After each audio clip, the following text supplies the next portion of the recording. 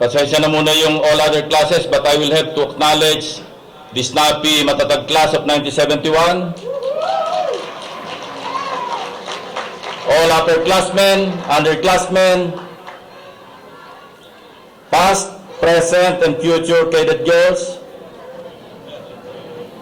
the Cadet Corps, Armed Forces of the Philippines, ladies and gentlemen, magandang umaga po sa inyong lahat. Having experienced on many occasions in the past, as you do today, to stand under the heat of the sun, even at parade dress position, and listen to long speeches and messages that we seldom remember anyway, I thought I should deliver a short 15-minute speech as part of my assigned duties for the day. The famous Greek philosopher Socrates once wrote, "The greatest way to live with honor is to be what we pretend to be." Every time we set foot on this same ground where we now stand, either to march with cavaliers or during a spontaneous visit, reception day and plebhood easily dominate our retrospection. Then there's our exclusive honor system. In a flash, we are reminded of our cadet days. Thus, reception day shocked us to do away with all our civilian antics and weakness of spirit. Plebe year made us realize we were no longer boys but men of independence. Yearling year transformed us from uncomplaining obeyers to brute force leaders. Cow year mellowed us to become learners. First class year prepared us to become first class leaders of men. Everything else in between was all about honor without compromise. I have yet to hear of any learning institution, past or present, that instills honor amongst its students in its truest form and substance other than the Philippine Military Academy. We admit it is not perfect, but we are sure it is real. Sometime in September 2007, after getting re-elected for my second term as Senator of the Republic, a member of the PMA Cavalier magazine editorial staff invited me to write an essay for publication, the content of which was subject to the approval of the magazine's editorial board. Understandable and fair, I said to myself, considering that I was in politics and an active member of the opposition at that time. I did write a piece. Its title, "All Right, Sir, Quo Vadis, Cavalier." It never saw print. Reviewing my files, I could not find a paragraph or line in that essay that reeks of politics or which could possibly put in jeopardy the careers of those who would have a hand in allowing publication of that article. But, of course, I could be biased and subjective. Times have changed. Gloria Macapagal Arroyo is no longer the Commander-in-Chief. Jose Miguel Arroyo is no longer First Gentleman. While I have forgiven them and their cohorts for their individual and collective acts to malign my personal reputation and honor, I am quite sure I will not forget their names. Having been invited as your guest of honor and speaker on this treasured occasion, I thought of paraphrasing, even using several excerpts in that article as I address you today, my revered Cavaliers. Through all these years, the long gray line keeps getting longer. Many have fallen out of line, but many, many more have chosen to stay. For 4 years, our beloved alma mater imbibes in each and every cadet the virtues of courage, integrity, and loyalty. We find them extremely difficult to learn at first, but since cadets are all together at it and in an environment made most conducive to being honorable, it has become more of a source of pride in us all. And so comes graduation and the real cruel world thereafter.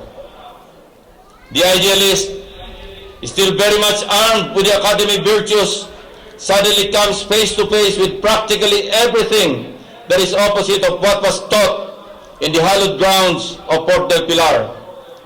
Corruption, treachery, cowardice. So, when the young graduates encounter in their fields of assignment some upperclassmen who have already succumbed to the temptations of misplaced values or have countenanced such commissions, the effects could be very frustrating, if not disastrous. More than 40 years ago, I stepped out of the gates of the Philippine Military Academy as a fresh graduate. Joining the now defunct Philippine Constabulary, I was in my 20s then. I was young, eager, and with a burning idealism to perform a duty for which I was prepared during the 4 long and arduous years as a cadet, to serve and protect our country and people. There was a joke then that joining the Philippine Constabulary was the fastest way to forget the PMA motto, courage, integrity, loyalty. 20 years later, we were decommissioned from the Armed Forces of the Philippines, no longer soldiers, but members of a civilian police force. 8 years after, I found myself at the helm of an organization I never even imagined I would someday be part of. Rightly or wrongly, we were generally perceived as a bunch of ICUs, inept, corrupt, undisciplined. With much help from Cavaliers, who were likewise absorbed as members of the Philippine National Police, the pot-bellied policemen became uniformly fit and trim, not more than 34 inches in their midsection. Not only did our policemen stop their cotton culture, they were in fact arresting civilian traffic enforcers, preying on hapless public utility drivers and ordinary motorists. In a short span of 2 weeks, upon my assumption as Chief PNP, 650 recovered carnap vehicles were returned to the rightful owners by those who used to enjoy driving them as if they owned them. It was all because, etched in our hearts and minds at that time, as with most graduates of this institution, was an ironclad commitment to protect the name and integrity of our beloved alma mater. Those who, up to this very moment, still remain in the long gray line, not just to visit Fort del Pilar and march and socialize with Mistas and Cavaliers, but more so because they feel proud of that commitment, I am absolutely sure know and feel what I am saying. Every single day of our lives after graduation becomes a test of endurance, not of physical, but of our moral strength. We wake up in the morning And while facing our own image in the mirror, we prepare for the day that is just unfolding. We reflect on our thoughts and ask ourselves if yesterday was good and honorable. But that shouldn't be enough. Thus, we must be ready as in all the days that pass. For that time-honored challenge only we, Cavaliers, know by heart. All right, sir. We do not wait to be challenged by another Cavalier. For the real test is a challenge to ourselves, both at the start and at the end of the day.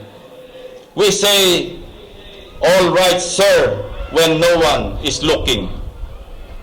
And when the sun is about to set on us, we pass the baton to the next generation of Cavaliers, hoping that the legacy lives on. Never mind us in my generation. We think more of how life would end than life itself. At best, what else we can do for our country and people for the remaining years of our lives. But to our young Cavaliers at the far end of the long gray line, as well as those who dream more of the future than ponder on the past, I say to you, there is no better feeling than one of self-respect, dignity, and pride that our beloved alma mater so arduously taught us for the 4 most difficult yet memorable years of our lives. Let us not squander it. Having exited from the gates of Fort del Pilar will and must never give us the false sentiment of freedom from the bounds of the honor system. When bribe is offered, or when an opportunity to steal presents itself, even when nobody is looking and the possibility of getting caught is nil, there is only one thing that we must remember: a unique honor system that tells us this: self-respect is far more precious than all the material things that money can buy. It may be easier said than done, but if somebody tells you it is impossible to do, do not believe him. Simply said, it is about not subduing our conscience. It is all that matters in this life.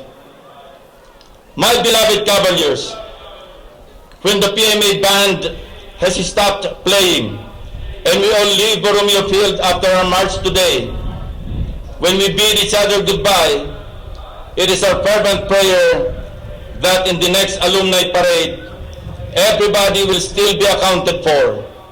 Let us always pray that no church bells will be rung and no taps will be sung for anyone who has marched with us today, either in spirit or in flesh and blood, shoulder to shoulder, and in the same snappy cadence that we just did in today's alumni parade.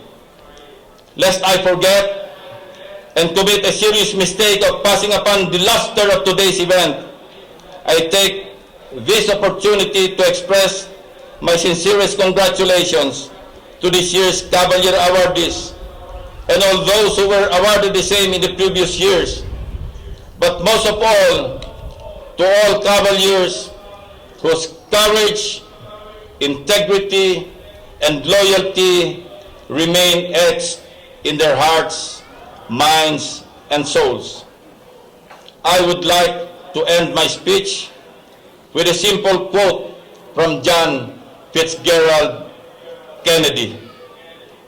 Do not pray for easy lives. Pray to be stronger men. Thank you very much and good morning to everyone.